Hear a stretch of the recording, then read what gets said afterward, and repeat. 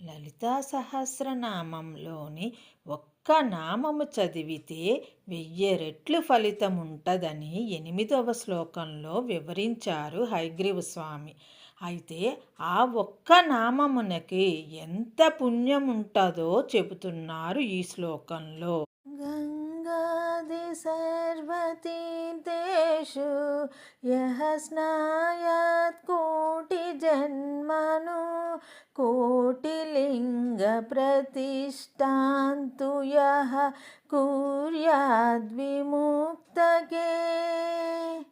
గంగా నదిలో ప్రతిరోజు జీవితాంతము శాస్త్రంలో చెప్పిన విధంగా మనం స్నానం చేస్తే ఎంత పుణ్యము వస్తుందో, అలా మనము కోటి జన్మలు చేస్తే ఎంత పుణ్యము వస్తుందో, ఆ పుణ్యమునంతని కూడా కోటితో గుణించితే ఎన్ని రెట్లు వస్తుందో అంతటి పుణ్యం ఒక్క నామం చదివితే వస్తుందని హయగ్రీవ స్వామి మనకి చెబుతున్నారు.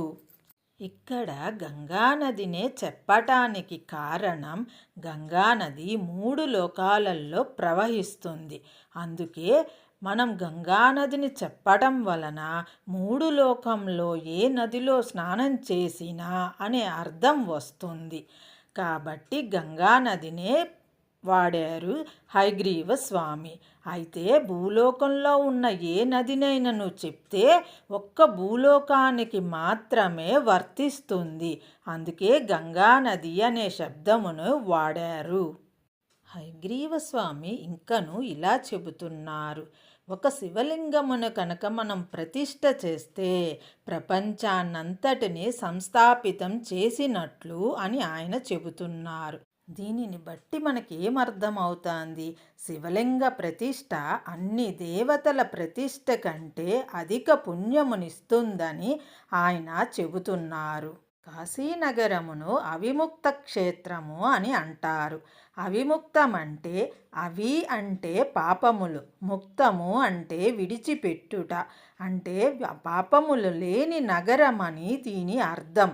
అటువంటి కాశీనగరములో కనుక లింగ ప్రతిష్ఠ చేసినట్లయితే పుణ్యం అధికమవుతుంది. ఎవరైతే ప్రతిరోజు కాశీనగరములో అధిక భక్తి శ్రద్ధలతో ఒక లింగమును ప్రతిష్ఠ చేసి పూజ చేసి అలా తన జీవితకాలం చేస్తే ఎంత పుణ్యం వస్తుందో, ఆ పుణ్యమును కనుక కోటితో గుణించితే ఎంత ఫలితం వస్తుందో అంతటి ఫలితం లలితా సహస్రనామం ఒక్క నామం చదివితే అంతటి పుణ్యం వస్తుంది అని హయగ్రీవ స్వామి మనకి తెలియజేస్తున్నారు.